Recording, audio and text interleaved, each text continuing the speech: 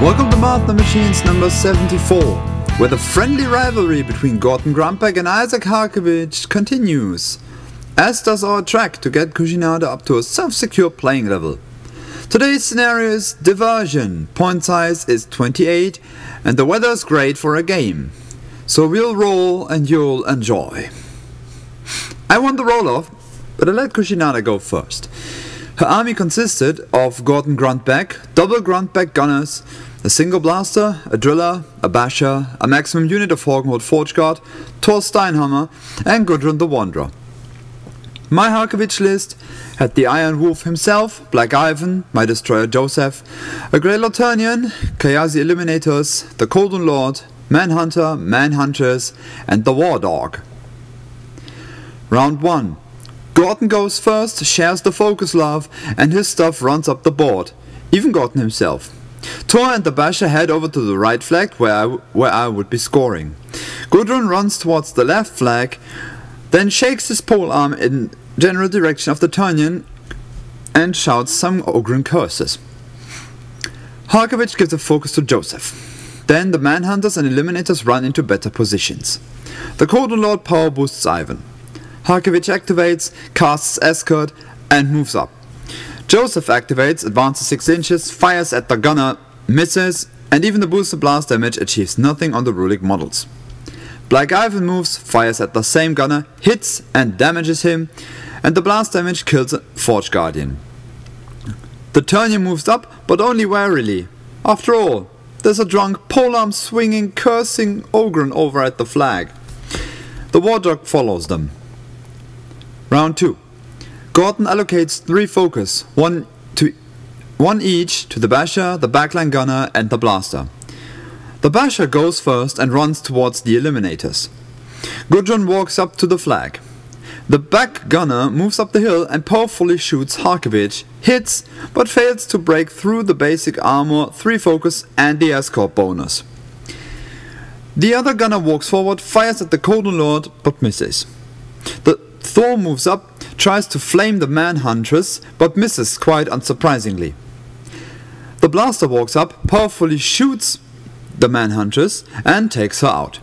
The Forge Guard runs, and the driller just moves up. Gorten advances and creates a rock wall in front of his front lines for protection. Harkevich upkeeps Escort and allocates 2 focus, 1 to Ivan and 1 to Jozef. With my inner eye, I see a perfect plan unfolding, courtesy of the tools Harkevich's feet has for me. But first, the Eliminators charge and run at the Forge Guard. They kill one of them and sidestep to engage Thor. The Turnian then moves up and frostbites Gudrun. Less than favorable dice leads to me needing all of them to do it though. I would have loved to have one left over to do a frostbite in the general direction of the Forge Guard. Gudrun falls to his face and heals fully. The Manhunter gets impetuous and charges the Basher for a good portion of damage on the charge, but he fails on the damage with the second axe. Harkevich then inches on up, feeds and casts broadsides. Jozef takes out the Forge Guardian with his shot, Ivan hits and damages the blaster, and Harkevich's hand cannon bounces off the gunner's armor. Now here's where my stress level rose too high, because I forget about the 3 shots from my feet, which I would get now, and they could have certainly made a substantial difference. Because now Jozef activates, charges a Forge Guardian over the wall due to Pathfinder, kills him and buys another attack at the gunner, which still works afterwards though. Then Ivan charges the gunner across the lake, takes him out, buys an attack against the blaster, but it still works after all, even though only marginally. Round 3.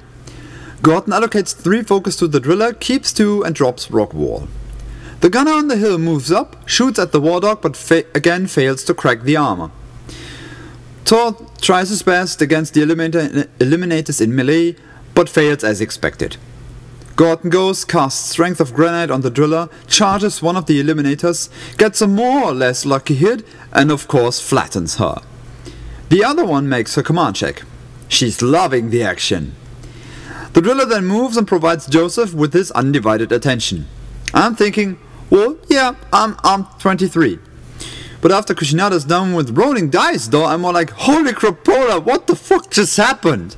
Because there's next to nothing left of Jozef.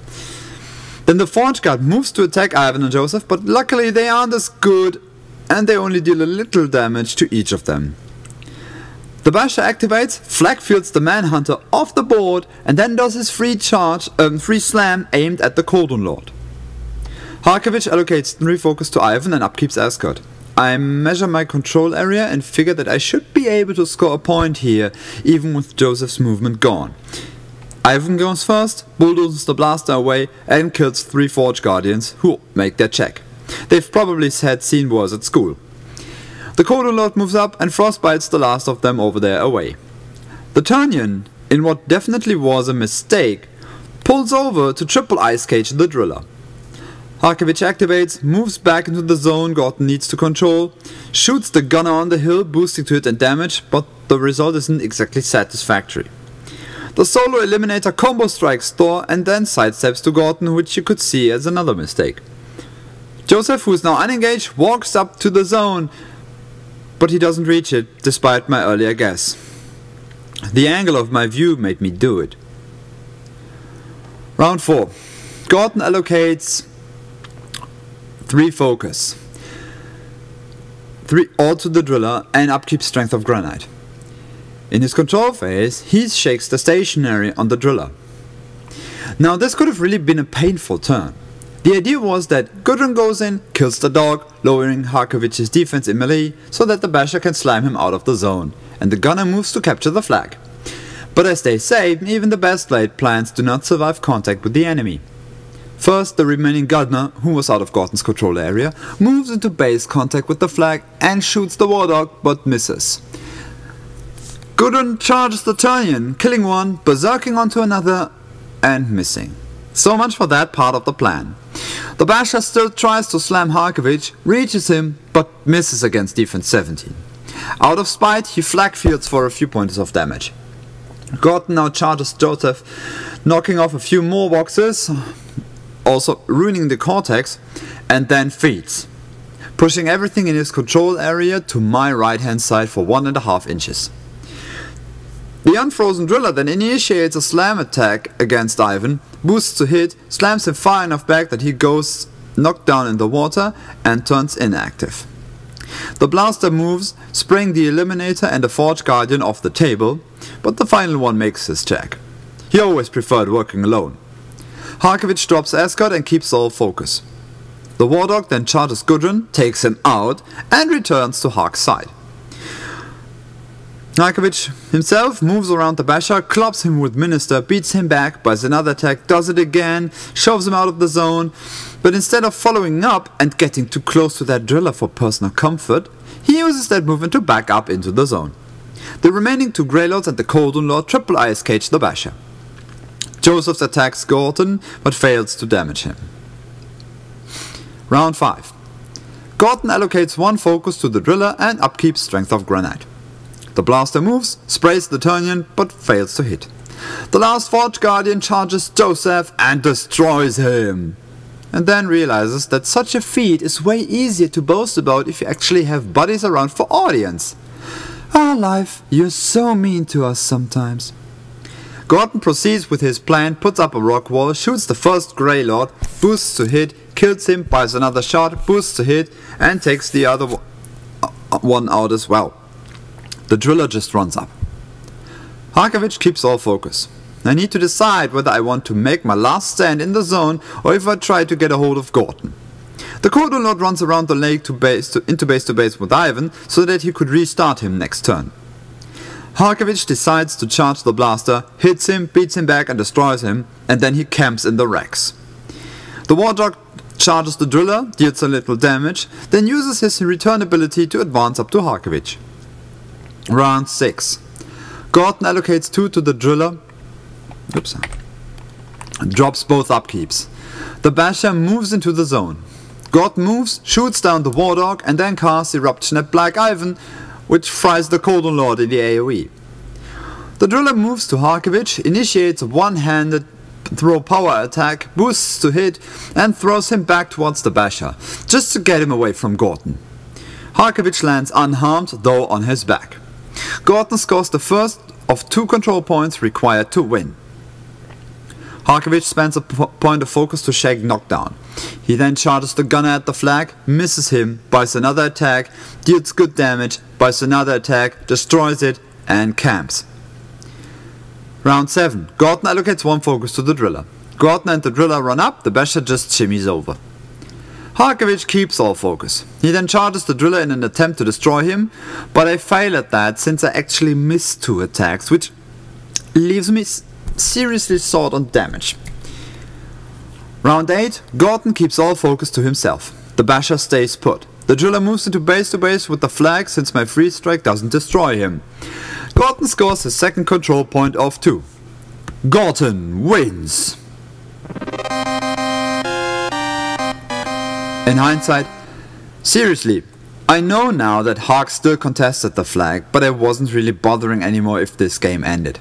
Had I destroyed the driller, I could have camped the flag with Hark, which would have probably drawn out the game, so it would have gone to time in the tournament. And that means I'd still have likely lost due to being on no control points. My VIP in this match was Harkevich for escort. Aside from him, I'd nominate the Turnian. My VUP were the Manhunters, but I'm probably just playing them wrong. Advanced deployment on them is probably a trap too.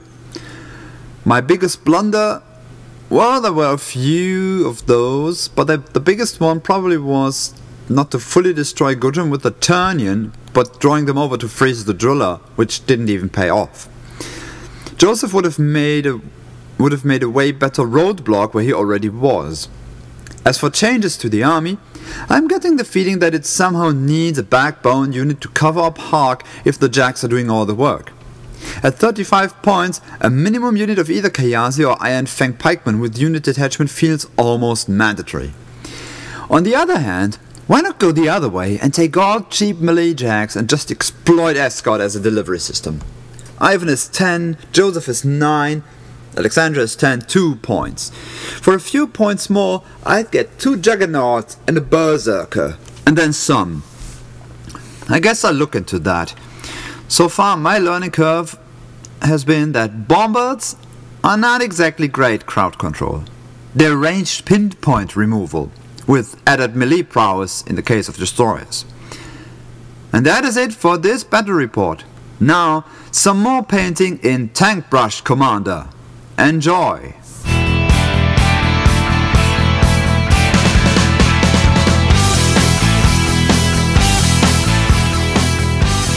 Welcome back to Tank Brush Commander. Today I'll show you my latest work of... Nah, it's not art. I've been more or less stabbing paint on a model, since we're currently having a painting league going on in our local forum. But today's model is Jozef, my destroyer. He made a brief and very uneventful appearance in my Mark I Vladimir experience report, but now he's finished being an exchange student and has joined us full time. Say hi, Jozef. I am Kadoran Destroyer. Please give my destruction to everybody. So how did we get here? Actually, I just took the normal old route, which simply means Katakan green, Nala green, Space Wolf grey, or Fenrisian grey, that works very well too, red gold, blood red, Bestia brown, shining gold, Bolka metal, chainmail, Devlin mud, battered black. That's the main components. But as the GW palette has changed yet again, I'll probably give you an update on how I switch up my selection to stick as close as possible to the colors that I've used so far. And here he is, finished. Painting him took me only a day, and in hindsight I should have gotten Thraka green to ink him too, so the rivets would stand out a little more. But the paint job serves its purpose. Now the only thing is to make sure that he isn't the only model painted this year. Our current league goal is everything you can fit on a huge base. That means 3 large and a medium base for me. A Juggernaut, Berserker, a Vanguard, and I don't know. I'll keep you all updated. And until then, Farewell.